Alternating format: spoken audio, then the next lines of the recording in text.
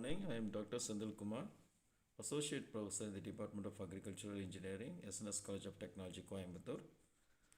And let me explain about the topic lubrication for IC engines in the course Heat Power Engineering for 5th semester agricultural engineering students.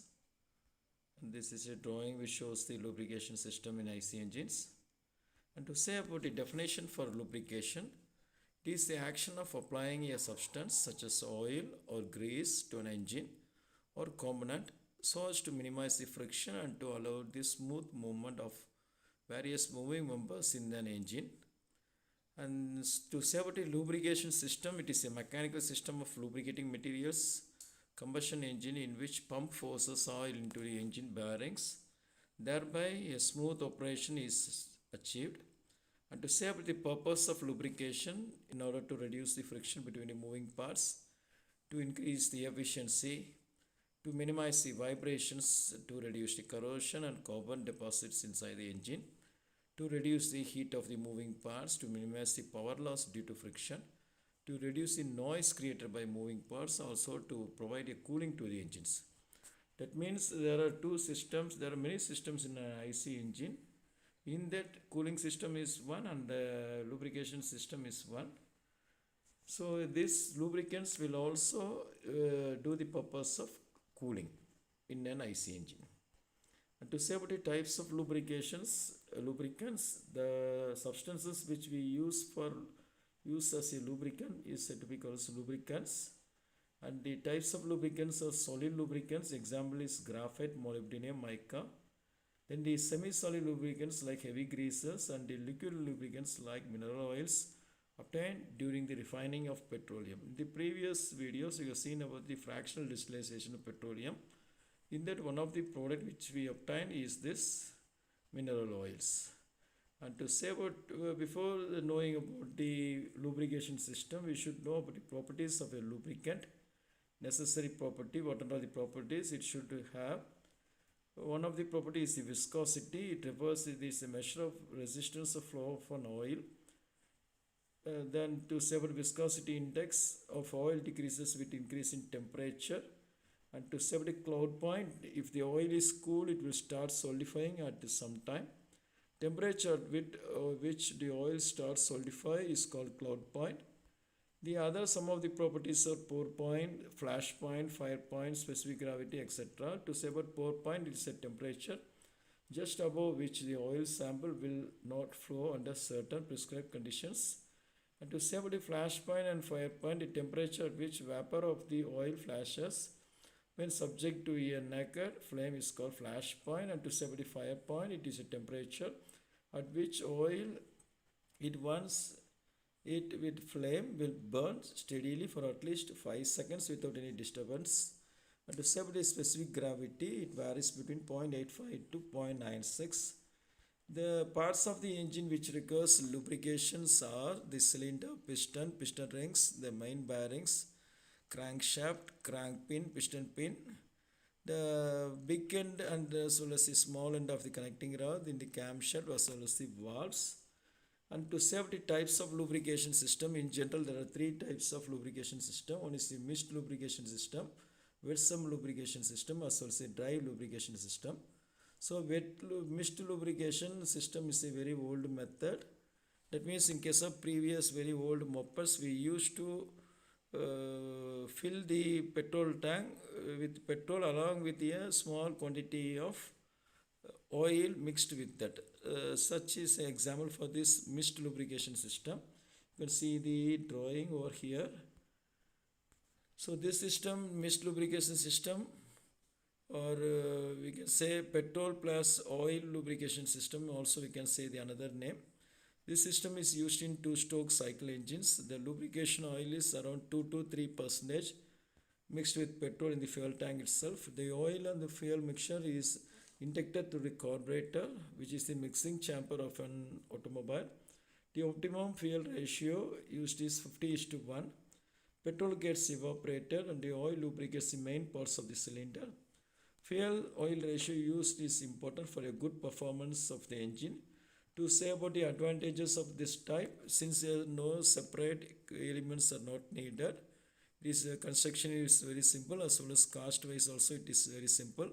So no maintenance cost, no separate lubrication system is required.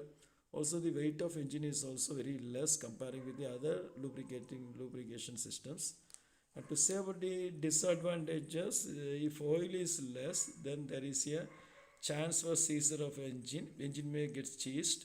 More oil makes excess air in the exhaust.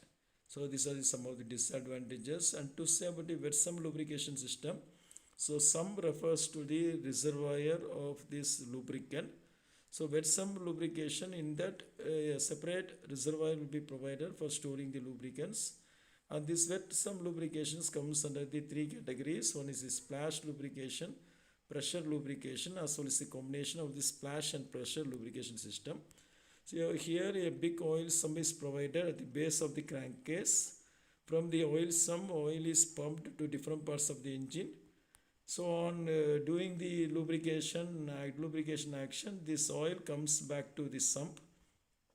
So this splash lubrication, you can see the images.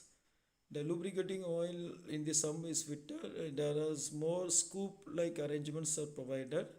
So the thing, when the piston is moving up and down, that means due to the reciprocating action of the piston, this in turn is connected with the other end. This scoop will also moves by carrying the oil, and it gets splashed to the various parts of the engine parts.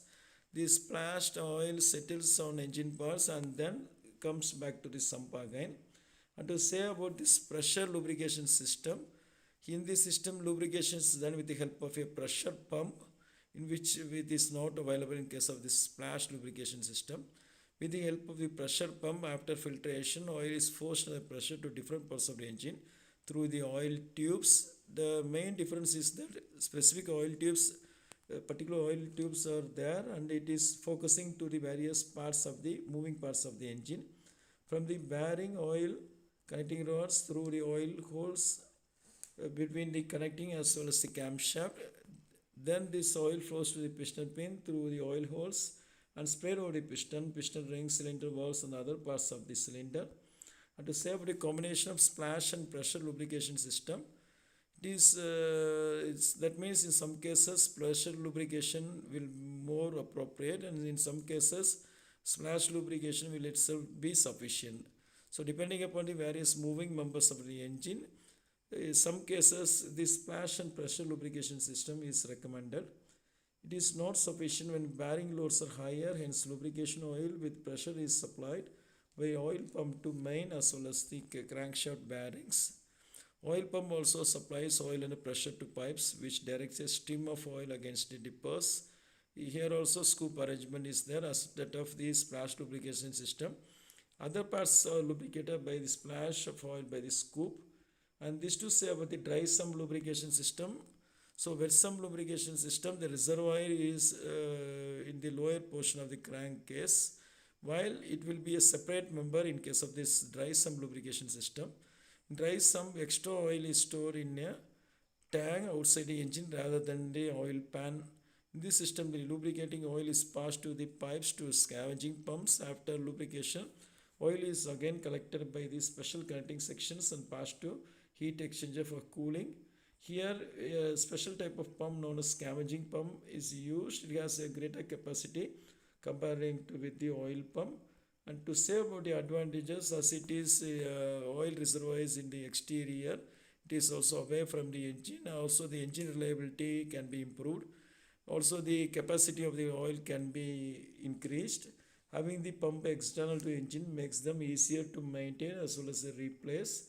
And to say about the improvement in the vehicle handling as well as the stability are some of the advantages. And to say about the disadvantages of this dry sump lubrication, it adds cost, complexity, and weight. Since it is a separate attachment, its volume is more comparing with the wet sump lubrication. Also, the extra pumps and lines in dry sump engines requires additional oil and maintenance. The large external reservoir and pumps can tricky to position around the engine and within the engine bay due to their size. And thank you for watching this video. Thank you.